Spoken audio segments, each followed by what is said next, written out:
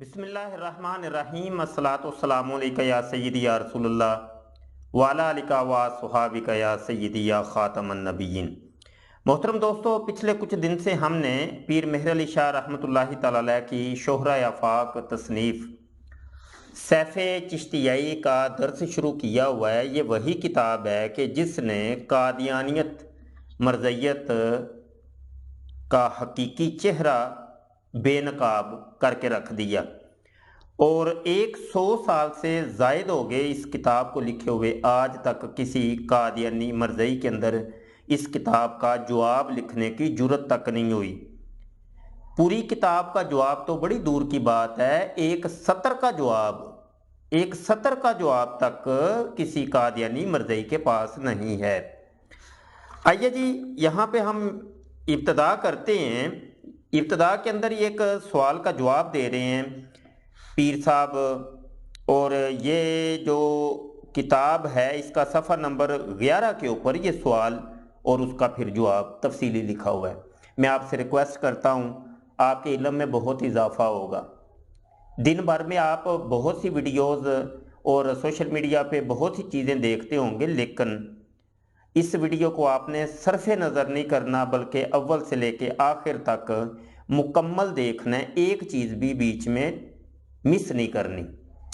चलें जी, बढ़ते हैं आगे। सवाल ये है कि ख़ातमुन नबिय्यीन और ऐसा ही ला नबिय्य बादहू में मुराद नबी से वो अंबिया हैं जिनकी नबूवत इसालतन हो, ना ये कि बसबब कामिल इतबा कि ज़िली तौर पर इनको रसूल और नबी का लक़ब दिया जावे, और ग़ुलाम अहमद कादियानी ज़िली तौर पर नबूवत और रिसालत का मुद्दई है, ना कि इसालतन।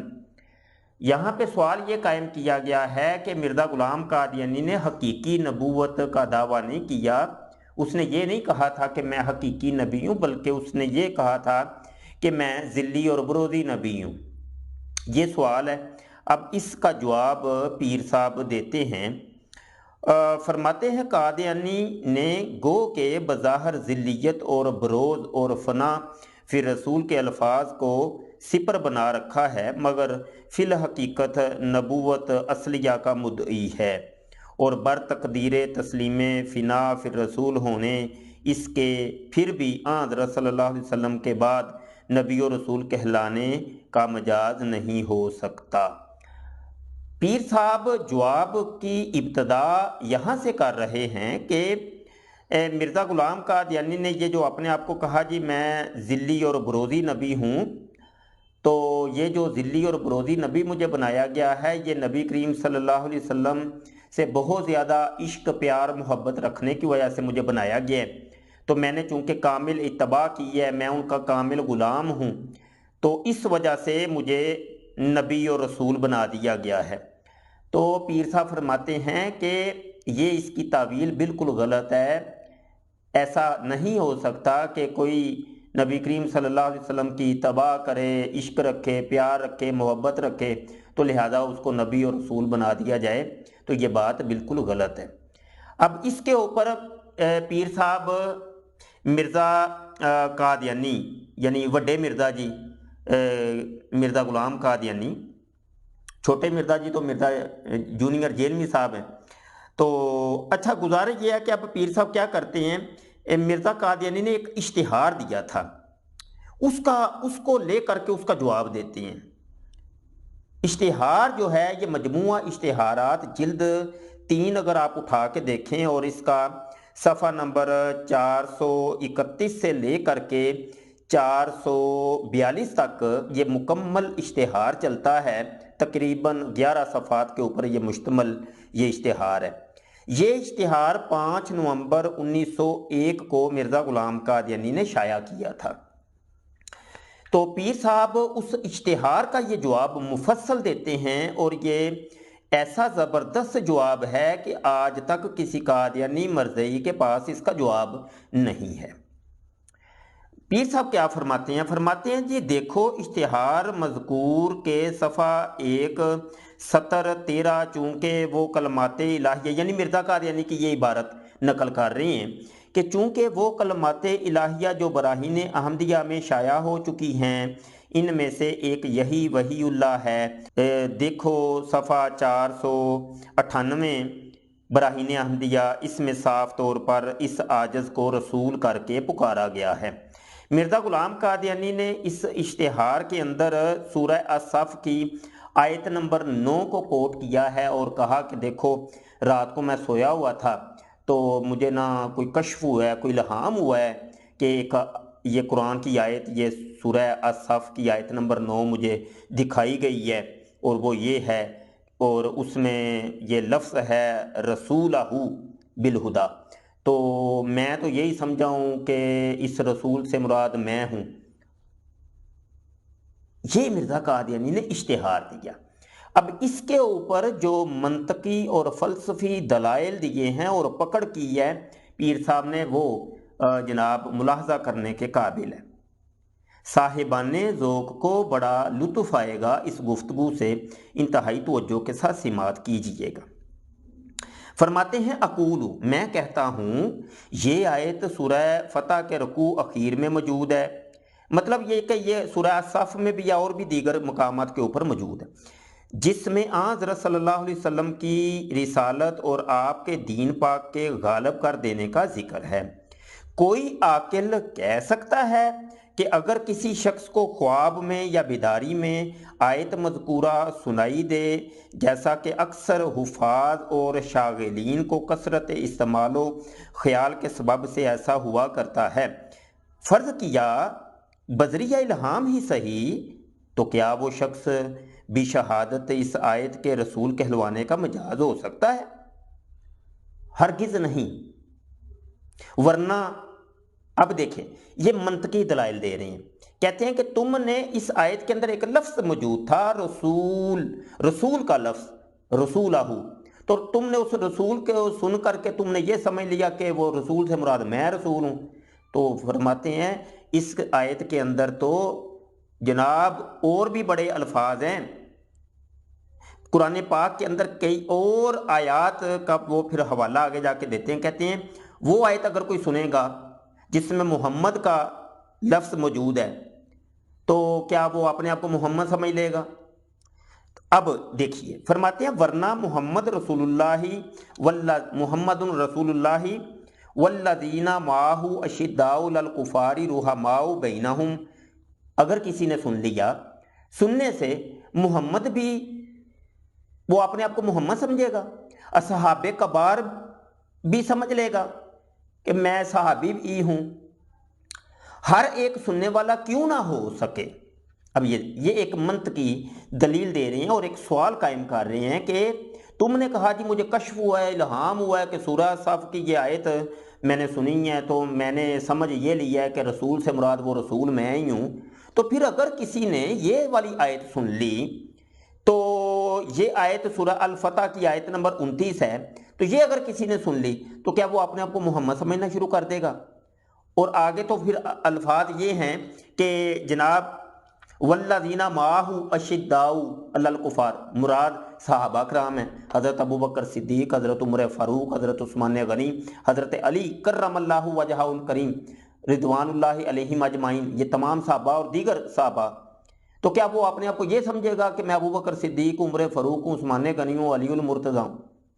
ایسا عقلاً محال ہے، ایسا نہیں ہو سکتا۔ فرماتے ہیں کہ جب کہ رسول ہو کے سننے سے رسول بن گیا تو محمد رسول اللہ کے سننے سے محمد رسول اللہ، اور والذین معہ کے سننے سے اصحاب کبار، اور الکفار کے سننے سے کفار کیوں نہ بن گیا؟ واہ واہ واہ، کیونکہ آگے وہ ذکر تھا نا معہ اشداء علی الکفار رحماء بینہم، تو کہا کہ وہ سننے سے کافر کیوں نہیں پھر بن گیا؟ اچھا، یہ منطقی دلائل قائم کر رہے ہیں، مناظرانہ یہ دلائل ہیں جن کا جواب آج تک کسی قادیانی مرزئی کے پاس نہیں بن پڑا۔ آگے فرماتے ہیں ایسا ہی اگر کسی نے الہام، خواب، کشف کے اندر یہ والی آیت سن لی کہ اقیموا الصلاۃ وآتوا الزکاۃ کے سننے سے کوئی دعویٰ کر سکتا ہے کہ میں نبی اور رسول ہو گیا ہوں، لہذا آج میری اپنی ہی نماز ہے، میں بتاتا ہوں تمہیں نماز کا طریقہ، اور زکوٰۃ کا طریقہ میں تمہیں بتاتا ہوں، ٹھیک ہے؟ تو یہ ایک منطقی دلیل دے رہے ہیں۔ اور نئی نماز اور زکوٰۃ کا حکم میرے پر نازل ہوا ہے، ہرگز نہیں۔ اگر یہ نہیں کر سکتا تو پھر آیت ارسل رسولہ بالہدی کے الہام ہونے سے بروزی رسالت کو رسولہ کے لفظ سے کس طرح مراد لے سکتا ہے؟ بروزی، حالانکہ رسول لہو کے جو الفاظ ہیں وہ تو حقیقی رسول کے اوپر ہیں، تم نے اپنے آپ کو بروزی کیوں سمجھ لیا؟ یہ بھی ایک منطقی دلیل دے رہے ہیں اور یہ ایک سوال قائم کر رہے ہیں۔ آگے فرماتے الغرض بر تقدیر تسلیم الہام، کہتے ہیں اگر ہم فرض بھی کر لیں کہ یہ تمہیں الہام ہوا ہے، بھی آیت مذکورہ قادیانی کو استحقاق رسول کہلوانے کا ہرگز نہیں پہنچتا۔ فرماتے ہیں کہ اگر بالفرض ہم یہ تصور بھی کر لیتے ہیں کہ تمہیں یہ الہام ہوا ہے اور یہ تمہیں آیت الہام ہوئی ہے، تو ہم پھر بھی یہ جناب فرض نہیں کر سکتے کہ تم رسول ہو۔ وہ کیسے؟ بفرض محال اگر آیت مذکورہ کے سننے سے رسول کہلوانے کے مستحق بنے تو اس معنی سے رسول ہوں گے جو آیت مذکور میں مراد ہے، یعنی رسول اصلی۔ یہ ہے وہ دلیل، کیونکہ آیت کے اندر رسول اصلی کا ذکر ہے، نہ کہ جناب کسی ذلی یا بروزی رسول کا ذکر ہے، ورنہ دلیل دعویٰ پر منطبق نہ ہوگی کہ تمہارا دعویٰ تو یہ ہے کہ میں ذلی اور بروزی نبی ہوں، اور اس کے اوپر دلیل تم یہ دے رہے ہو کہ میرے اوپر یہ سورہ الصف کی آیت نمبر 9 نازل ہوئی ہے، یا مجھے کشف ہوئی ہے، یا الہام ہوا ہے۔ تو یہ دیکھیے فرماتے ہیں ورنہ دلیل دعویٰ پر منطبق نہ ہوگی۔ یہ تمہاری یہ جو دلیل ہے یہ بنتی نہیں ہے کہ دلیل تم اصلی رسول کی دے رہے ہو اور دعویٰ تمہارا ذلی اور بروزی نبی ہونے کا ہے۔ تو حالانکہ ہوتا یہ ہے کہ جو دعویٰ ہوتا ہے اس کے مطابق دلیل ہوتی ہے۔ آگے فرماتے ہیں کہ کیونکہ دعویٰ میں رسول ذلی اور دلیل یعنی ارسلہ رسولہ میں رسول اصلی، واہ واہ کیا بات ہے، زبردست۔ اور نیز رسولہ سے رسول ذلی مراد لینے کی تقدیر پر تحریف معنوی کلام الہی میں لازم آئے گی کہ یہ تحریف معنوی ہے، اللہ پاک کا کلام کچھ اور ہے، تم نے اس کا معنی کچھ اور کر دیا، اسی کو تحریف معنوی کہتے ہیں۔ اور یہی کام آج کل مرزا جونیئر جیل میں بھی کر رہا ہے۔ قرآن وہ پڑھتا ہے، قرآن صحیح پڑھتا ہے، لیکن اس کا ترجمہ اور مفہوم کچھ اور ہی بیان کر کے لوگوں کو بیوقوف بناتا ہے۔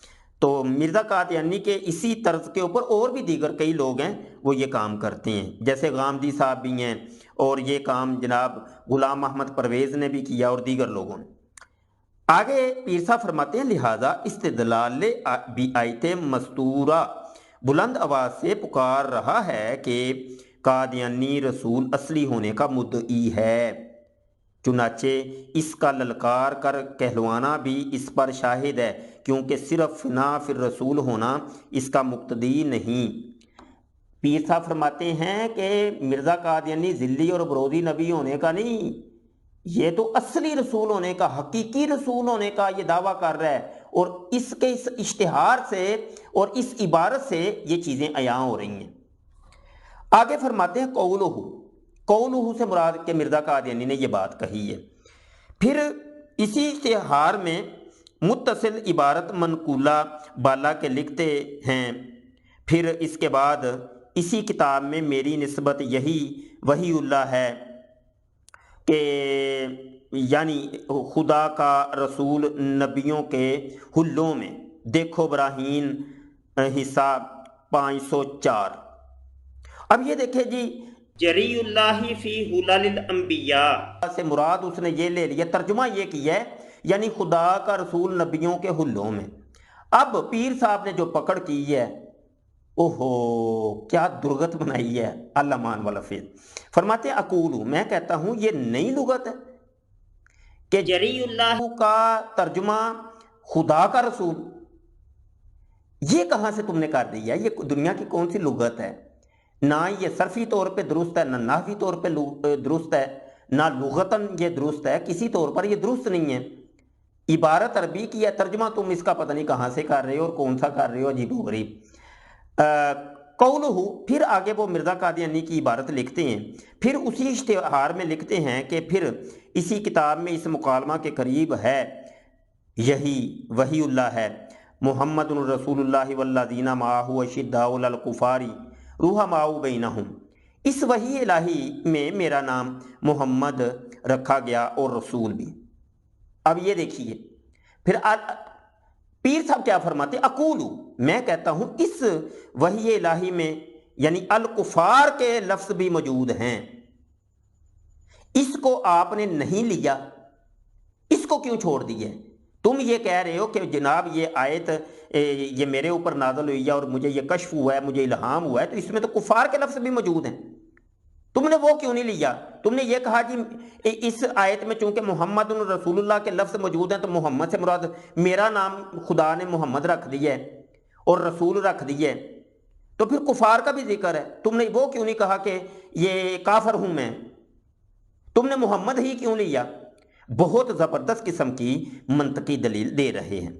आगे फरमाते हैं कौलुहु, उसका ये कहना यानी मिर्ज़ा कादियानी ने ये जो बात कही थी, ये बात आगे बढ़ती जा रही है, तो इंशाल्लाह ये फिर आहिस्ता ऐसा मैं फिर आगे आपकी खिदमत में गोशगुजार करता हूँ।